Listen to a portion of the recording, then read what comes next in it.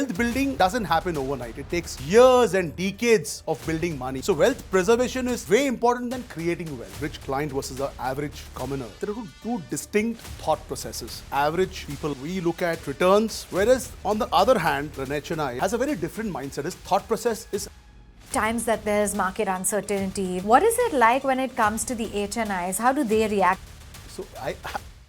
Deepak Vazirani is a senior advisor to family office clients. With nearly 30 years of experience in banking and wealth management, he has held leadership roles at firms like Religare, Macquarie, and Standard Chartered Bank. In this episode, he shares how HNIs think about money and what retail investors can learn from them. Which are the core assets that HNI investor invest in? Startups is a big fad that is coming in with HNI. It's a huge area of interest. But is there unconventional financial planning habit that you've observed among the HNIs? So you'll be amazed. Most of them believe in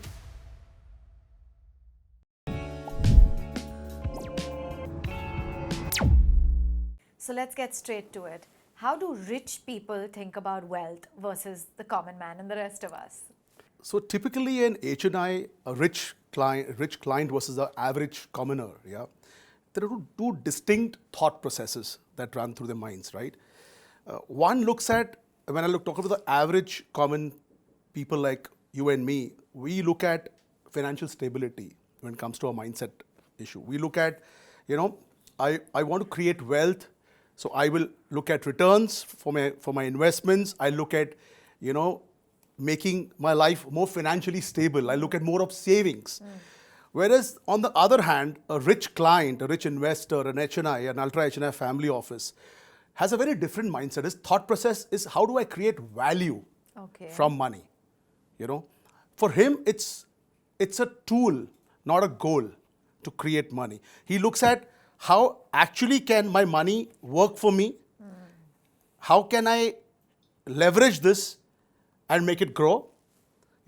How can I preserve this wealth? Wealth preservation is extremely critical, because an average client, an average normal person like us, we want to create wealth. We want to make money. Here, the wealth is already created. How do I preserve wealth so that it can be passed on as a legacy for the next generations? How do I preserve money? How do I pass it on in a very strategic way to the next generation? How do I diversify my asset class so that it plays out during all market cycles? During market downturns.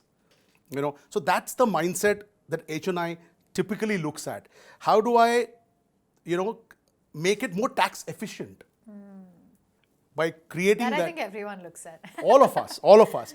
But over long-term planning, over a more diversified approach on investment planning, I think you cover all aspects of that. So I think it's more of unlocking the value, then creating that wealth. Wealth creation is equally important for them, but a large part of their thought process, the mindset is, how do I preserve and build a legacy that can be passed on to generations?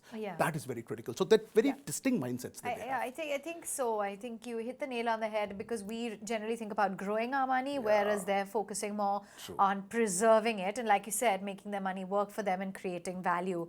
So are there certain beliefs that you've noticed, certain behaviors, certain temperament that you've noticed in ultra HNIs, rich people? They have similar behavioral patterns. If I tell you, Aman, right from the word go, they pick up opportunities very early. They have all come from an entrepreneurial mindset, right? So they're all business owners, they're all promoters. So they understand a risk-taking ability. They understand risk very, very closely. Right? So they are ready to take those risks in their investments. It's a very structured and very methodical approach. They're very calculated risk, I should call them, right? So they do that. They understand that they have to pick up at early stage. If you ask me, when I sit with a client, he will ensure his son or daughter will sit to understand how a portfolio is structured. So that pass on happens very early, at a very early age. So they want to ensure the second generation or the third generation, I call it, is completely engraved in this process. So that is a behavioral pattern, I see among HNI clients. I see a lot of, clients look at opportunities, how they can leverage on to optimize their wealth. So if you see, they have a lot of real assets. If their real estate is a large part of the client's portfolio, always, how can they optimize that to the best possible manner? How they can leverage that and get a delta in the portfolio? Yeah. You know, how they can spot opportunities. You know, maybe investing in a good startup. But what I've largely seen is they all believe that liquidity is the key. Okay. So if you you'll be surprised if I tell you they are largely invested, but a large portion of their wealth is always in liquid assets, which can be liquidated when they spot an opportunity. Understood. That's so interesting. So paint a picture for us, all right? You go in for these meetings, I'm sure, time and again in these family offices. What is it like? Who's present at the meeting? What are the main questions that they ask? What are their priorities? Have they already done a lot of their homework? Are they relying a lot on you or your expertise or your team's expertise? What's a typical meeting like? So I'll tell you what happens is, see, breaking into a family office client or a large ultra HNI takes time. It takes years to break into that family, right? Because they're very clear, they don't work with everybody. Yeah. You know, if you see a typical family office or large ultra HNI family, they work with only one or two family office partners, or maybe your wealth management partners, you know, so they don't have too many people with them. Yes. So to break into that, trust is very, very important. It's primary important for them. They don't chase returns. For them, it is more of wealth building through trust. So you have to have the right intent. You have to, when you sit with them, you know, they already understand. They may not have a financial domain expertise, but they understand exactly how the markets work because they've seen through all cycles. You know, they are smart investors. They've been investing for years now. So understand every asset class runs through its own cycle. So they were well diversified. You know, when you sit across, they have their long-term, short-term objectives, goals defined. So when you sit with a client, you know, a portfolio is designed depending, it's always tailor-made to the client's specific needs. So when you go to a doctor, you know, a certain medicine may react to me differently, a certain medicine will react to somebody else differently. So for every client, you know, a portfolio is structured in a way he wants his short-term, long-term objectives are aligned to the portfolio.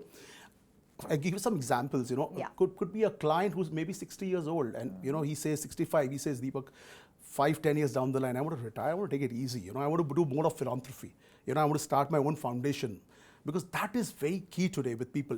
It's about giving back. And the change I've seen, you know, it was always there with them, but it was in a very unstructured format. In the last decade or 2 decades, it's come very structured, very formally, like the West, you see, you know, the Gates Foundation, the Warren Buffett Foundation. So here also now you see those big clients and the big families, they have their own foundations, which they support wholeheartedly to the causes they're very close to the heart. Yeah. So for every client, it's a very differently tailor-made process that we follow.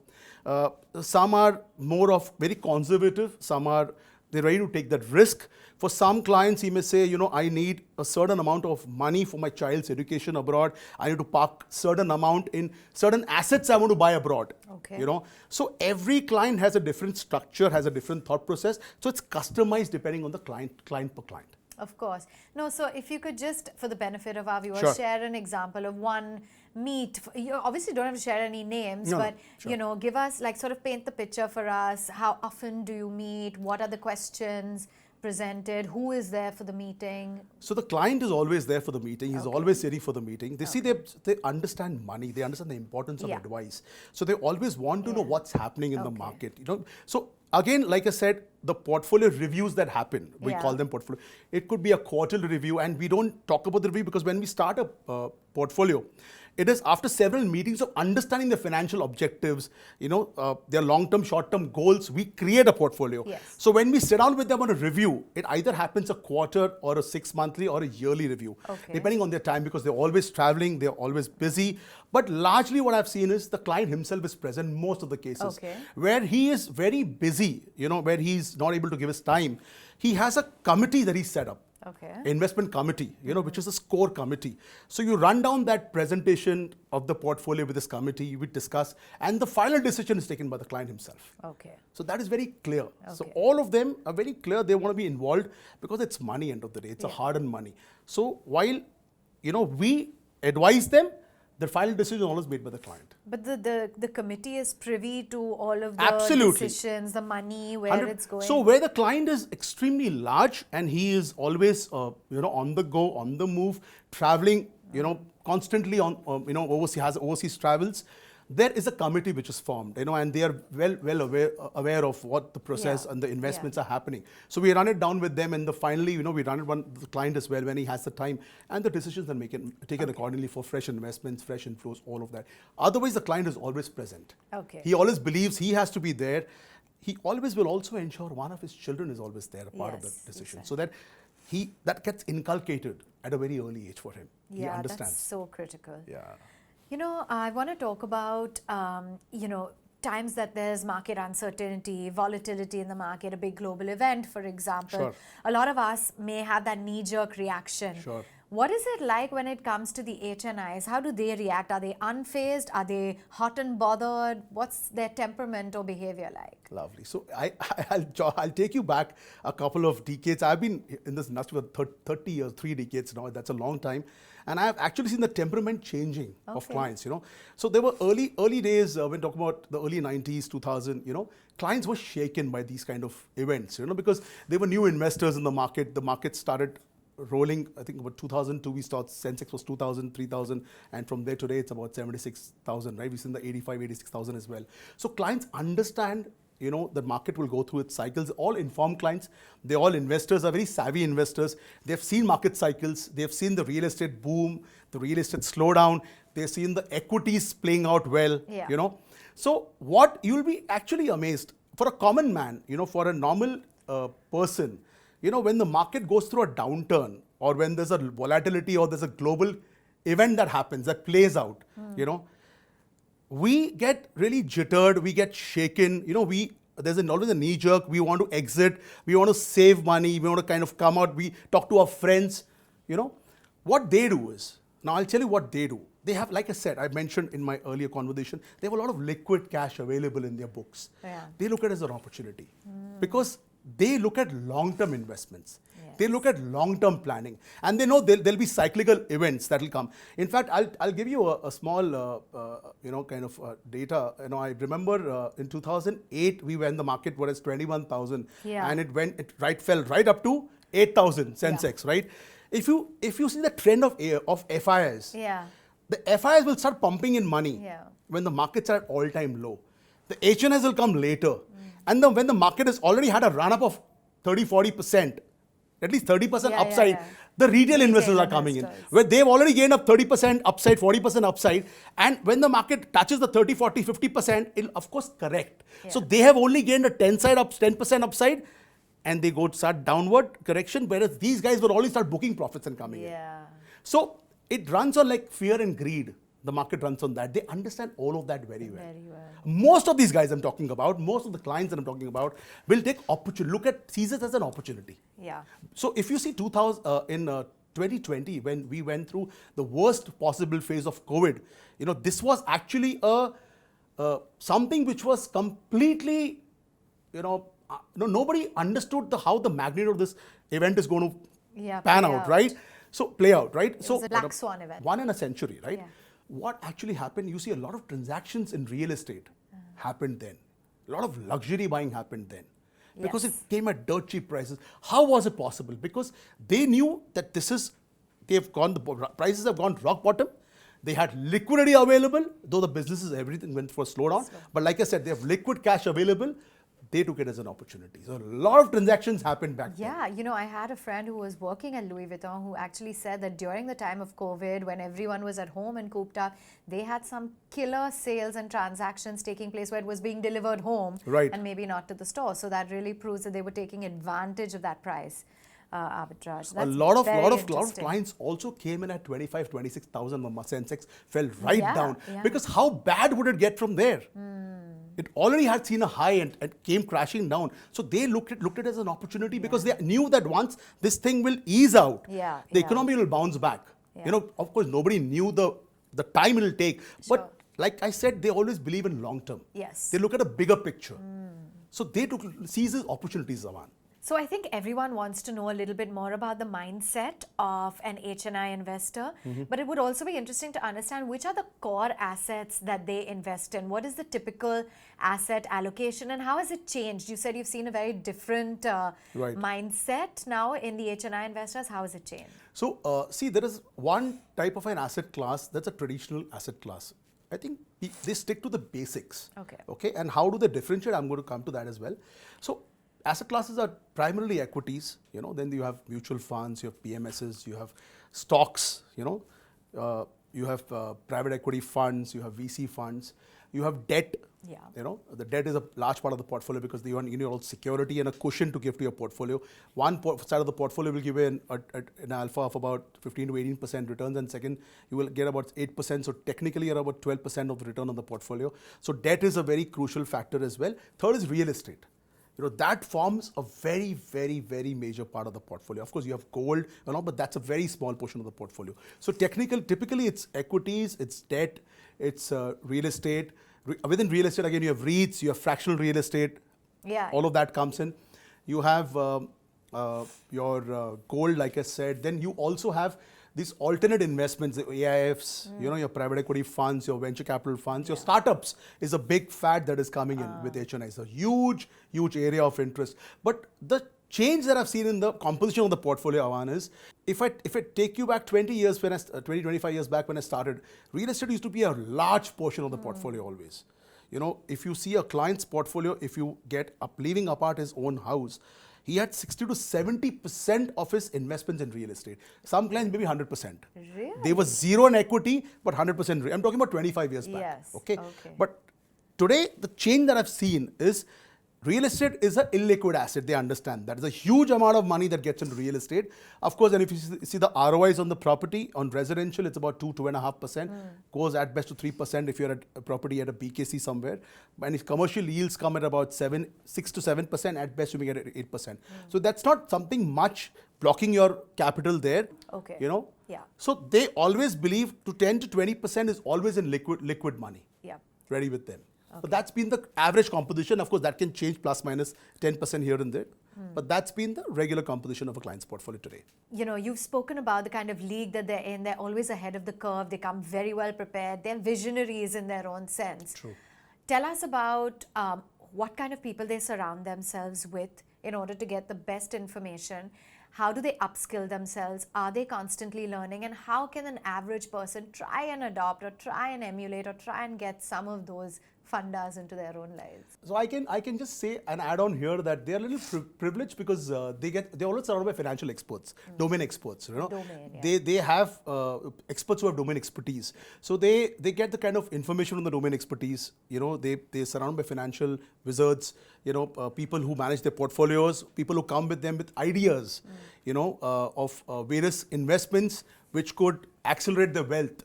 Because and they meet so many people in the bargain. When they're meeting people, I can just give you a small example here. So I was a part of that as well. So there is a platform which has about 1,000 startups, with them. So they actually go out, reach out to and invite a lot of HNI, ultra HNI families, and also some of the advisors get invited, who take decisions on behalf of these families. I was a part of one of those, meetings which happened in one of those places. Okay, and every startup has a 5-minute pitch to make.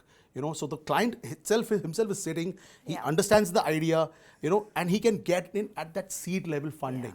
With the startup owner, like you have a Shark Tank, right? Yeah. So basically, these guys have privy to this information. They have access to this, and they're always learning. They're always willing to learn. They want to be completely abreast with the current market trends, the current market changes that are happening. Like a lot of AI related changes are happening today. We have tech platforms. We have startups happening. Startup funds. We have pre-IPO opportunities that have come in. Pre-IPO opportunities. So they want to be currently always ahead of the curve, like you mentioned. They want to be abreast, and they're always willing to learn. And how I can grow more. So they have experts coming and telling them, and they're open to ideas. They're always open to ideas. With a common person, an average person, I think it's more about, of course, he has his own battles that he fights with in a day-to-day life, and he looks at his own investments. He's also ready to take some risk. But I think it's all about the willingness to learn, to understand, to be networked, to keep talking to people, to keep reading about what is happening, how the market, because if I take you 20 years back, in every 20 years you saw the trends changing. Then it came to every 10 years you saw trends changing. Today every 5 years is changing. So you have, unless you're abreast with the changes that are coming in, you won't be able to capitalize on that. Okay. By the time you enter, the wave is already gone. So you have to be abreast. You have to keep reading. I think till you upgrade your financial domain knowledge, expertise, and I think we all need to take that step, because end of the day, if we want to grow our wealth, we want to become a little wealthier, we want to increase our wealth, we should not rely on advice by friends and all. We have to understand. We have to read a lot about it. And we have to then take a conscious calls and be ready to experiment a little bit. Okay. Taking the little bit of risk, keeping the large part of amount as secured into secure investments. What is your philosophy or your process when it comes to planning a portfolio for an HNI or an ultra HNI? So I believe very firmly that every client has different needs and goals to meet, right? So a portfolio, when it's designed with a client, Avan, I think it's very client-centric. It is depending on what his goals are, what his financial needs are, how his short-term goals, his long-term objectives that he wants to meet with the wealth that he wants to invest in. And how much of liquidity, depending on his liquidity cash flow that his business generates. See, earlier, if you see what used to happen is a lot of money used to get plowed back into business again. And because they understood their business pretty well, they knew the margins, they knew the risk coming in there. But I think last 10 years, you've seen a lot of shift happening. So they want to create another avenue, and they want to create multiple streams of income coming in. So when you sit and you make a construct of a portfolio, you sit with a client, you understand his short-term, long-term goals. For every client, like I said, it is tailor-made as per his needs and expectations. So a client may be an elderly client. He's not, he's averse to risk. He's not looking at too much of risk. He wants to look at a conservative approach on the portfolio. He's saying, you beat inflation numbers and I'm happy, Deepak. You give me a 10%, I'm good with that. You beat 7-8% ka return kar lete ho, main khush hu. It's more of preservation of wealth, and I'm going to retire, so I need these cash flows coming in every month to me, taking in. So that portfolio is designed in that way. You have another client who's maybe a 40-50-year-old guy. He says, I need my kids to be sent abroad for education. So you need to create a corpus out of my portfolio, which I may use after another 5 years, 10 years, or I may want to retire after that and just maybe see the world around. So every customer, depending on his risk appetite, depending on his areas of interest, he may also want, a lot of these clients, interestingly, also want to create an estate planning. They want to create a fund, family trust that you call. They want to ensure that the money is completely routed through a trust. It's more secured. They want to look at philanthropy, as a key thing to give away back. We're going to give back to the society. So they say, I want to create a fund which I start doing charity. I start, supporting causes that I'm very close to, which is close to my heart. Maybe saving the girl child, maybe cancer patients, maybe aiding HIV patients, all of that. So it all depends on client-to-client perspective. It all depends on client-to-client need. It also depends on the age factor of the client. If he's a second generation, he's about 30, 35, 40-year-old, he's more aggressive. He can take risky bets on the portfolio. So we designed that way. So I think each his own. It's tailor-made. After multiple conversations, after multiple discussions with him, we tailor-made the portfolio. And of course, then it's a periodic review as well on the portfolio, because the markets are very dynamic. We live in a very dynamic environment today. Like you mentioned, the Indian context changes and reacts depending on how the global events occur, because we are all interrelated to each other. Okay, so that review happens. Some sectors perform, some sectors may go flat. You may see other emerging sectors happening. So that shift in the portfolio can happen accordingly. Okay. What about sustaining generational wealth? That's, of course, something that's very critical. How do they go about legacy planning? So a lot of these clients are very serious about legacy planning. See, when wealth is created, I believe preservation of wealth is more important than creation of wealth, because the first generation creates the wealth, but he wants to ensure it is actually passed on in the right way so that it is sustained over generations. So legacy planning actually comes in for, it comes, it becomes very prominent, it gets prioritized, where you see business exits happening, when they have a lot of windfall in profits, when the money is big and getting bigger, then there's a need of legacy planning. It also comes into play when the client is in his mid stage, a 40, 50-year-old, he says, oh, I need to now start planning. And when his businesses are actually running very well, his personal wealth is very stable, he starts looking at legacy. How do I make a transitional shift from here to the next generation? When the family grows bigger, when you have a person, the first generation, his son is now getting married, he's going to have grandchildren, he wants to ensure, and post-COVID, I think this has become very, very prominent because, COVID, a lot of changes happened. Yeah. Overnight, promoters lost their lives. And when money is big, Aman, there is bound to be conflicts. Yeah. There is bound to be disputes. Egos are very fragile. So they want to ensure that there are no disputes happening. So it is all formed through legacy, through a trust, through succession, wills, succession planning. So is that usually very airtight in order to ensure conflicts don't happen? Because we hear of so many cases. Absolutely, absolutely. It's a very structured way. There are legal experts advising them on that. There is a proper succession planning. There's a, who will get how much is all mentioned in the wills. So it's a proper process wherein they anticipate these disputes that may arise, may not happen as well, but they want to ensure that there is none happening forward because it is in such a airtight process that everybody has to follow to the T. Okay. What about the issue when it comes to taxation for HNIs? I mean, you interact with them at a close quarters. While there is one side who's saying that they should be taxed duly or higher, what is their take on this? So I think HNIs are, today I think you can't evade taxation, right? I mean, nobody can for that matter. They understand that there is tax element involved and the idea is that you want to grow your wealth and you want to pay legit taxes and nobody here is to evade taxes. They understand tax is there and tax has to be used. You see the GST collections that have come in, right? So people are paying consciously paying tax because they want the economy and the country to get better and grow. But also having said that, they smartly plan their investments. Like I said, long-term investments are planned in such a way that it minimizes the impact of taxation. If you have long-term investments, the taxes are minimized. So they understand, they know that they will be taxed as per their slabs, something that they can't do much about. So they're willing to accept that once, if they're making money, they have to pay to the government. And in that very vein, there is this concept now of dual citizenship, looking at, perhaps areas like Dubai with the golden visa, Portugal for citizenship. Tell us a little bit more about what the thought process is. So there are a lot of clients today who understand, that the dual citizenship is readily available today, right? Because the countries where they need money and they need investments, they're attracting HNIs to come in from various walks of the world to come in and invest money in their country, and they're ready to give them citizenship, at that cost. Because today those countries need investments, and India has those kind of money where they can invest primarily not for dual citizenship. That's a trend that's catching, the fad that's catching on today with the ultra HNI families to having a dual citizenship. It's also investing and diversifying the asset classes. Okay, it's also having, today I have assets in India, I have assets across the country, length of the country, but I also have assets abroad, which I may optimize, which today I'm getting at a dirt cheap, but I look at it as a diversification in my asset class. Okay.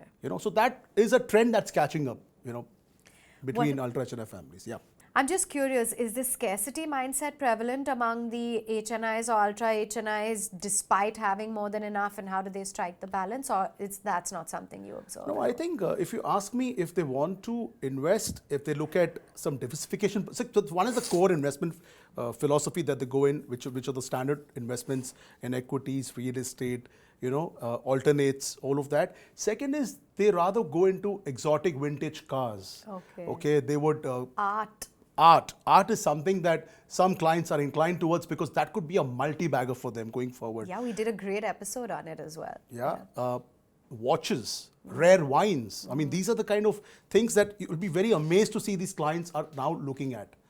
Because that can be a huge upside going forward. Collection of exotic things, buying a luxury real estate, in marquee properties. Okay, so those are those luxury investments, and that is something that's growing. They're as open well. to it. They're open to it. Definitely, yes. That's good to know. Is there, maybe a surprising or an unconventional financial planning habit or spending habit maybe that you've observed among the HNIs that you want to share? So yeah, so you'll be amazed. Like I mentioned, most of them, believe in cash is king. Really, still. Liquidity is absolutely the key takeaway for every HNI family. A substantial part of their wealth is always in liquid form. While we believe that they are well diversified, they are well invested, heavily invested, that is all right. But they always keep a substantial cash flow in liquid because you don't know. See, we live in a very dynamic environment. Yes. You don't know what's going to come and hit me in the next 3 years or 5 years. We live in a very rapidly changing environment. Things are changing. With AI coming in, technology coming in, disruptions are happening very, very often.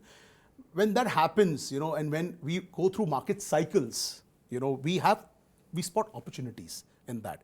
That time, if I don't have liquidity with me, I may end up losing the opportunity. So they always, if you see Warren Buffett and Jeff Bezos, if I give you two big names there, they're sitting on large amounts of cash. A lot of the HNIs back here as well have huge amounts of liquidity available because when they see a market downturn, they see a cycle which is down, they see a spot an opportunity, they'll immediately go and pick it up. They'll invest. That's the key. So liquidity is there. And plus, they always believe in optimizing their assets. So if they have real estate assets, they will borrow from that at a 7-8%, leverage, invest into other assets which generate about 18% yield or 10% is what they make as a spread. So they're very smart. They optimize, they monetize their assets, they optimize. That's how they optimize their wealth, right? So, but one pattern I've seen, very unconventional pattern, is they want to keep cash available with them always. Let's talk about the perception, at least, that people have when it comes to generational wealth, is that the first generation builds the wealth, the second generation builds on the wealth, and the third generation destroys the wealth. Does this really hold true in your experience? Most of the times. Really? Most of the times, what I've seen. So first generation, who's built wealth, who understands the value of money. The second generation, if I have to see, because I've been with a couple of generational entrepreneurs, and I've had the privilege to work with them. What I see is the first generation is extremely passionate. They're frugal, they understand, they've toiled hard to build an empire, wealth. It's from rags to riches, generally. Absolutely from scratch, from ground zero. Yeah. The generation 2, the second generation, has seen their parents working really hard and growing the business. So they want to maintain that standard. They want to maintain that. So I have seen the second generation and most of the promoter families, they want to grow that legacy and build onto and cash onto it and leverage on that, build it bigger. Most of the times I've seen, the person is not as competent as the father was, as ambitious as the father was. So he wants to maintain that at least. The third generation, unfortunately, has been born into wealth. With a silver spoon. With a diamond spoon, you may say. Yeah. He has not seen any setbacks. He's not seen any problems. He's not seen any turmoil in his life. So he is the one, if he's not kind of explain the importance and relevance of wealth, if he's not, being groomed in the right way, that happens, that generation actually destroys the wealth. He doesn't forget taking it, stabilizing the wealth, he'll destroy the wealth. If not rightly shown the path, if not rightly conditioned to take it forward. You spoke so much about their entrepreneurial mindset, their calculated risk mindset. What have been some of the key learnings that you have got from the HNIs that you now implement in your wealth creation advice? Lovely. I think be patient. Okay. Look at long-term planning, keep long-term objectives into play. When you look at investments, look at long-term always. Look at a very diversified portfolio because you will have all market cycles across every asset class that will play out. And number 3, always stay a bit in cash and liquid because you never know what opportunities come next. And how you can capitalize on those opportunities and grow your wealth exponentially. Okay. My 3 takeaways. Wonderful, and I know that there's going to be multiple takeaways for our audience after watching your enlightening episode. So thank you so much for taking the time out. This has been a wonderful, thank you so much for this episode. I hope I was able to do justice to discussion. You most certainly have. I've got so many key takeaways that I want to just crunch it down for our viewers because they've been truly eye-opening. The fact that HNI investors really look at creating value from the money. Wealth preservation is more important than growing their money. Also, they have a very entrepreneurial mindset, a very calculated risk mindset, but at the same time, they are always open to new ideas and learning a lot more. They believe in building their wealth only through trust, and they also understand cycles and therefore invest at the right time. It is also important to have a long-term objective. That's what HNIs have when they're investing. They diversify and they still believe that cash is king. Would be interesting to know what has been your key takeaway from this episode. Do post that in the comments section below.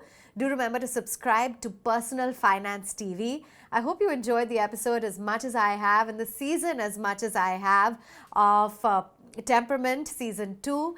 And with that, it's me signing off. Thank you so much for watching.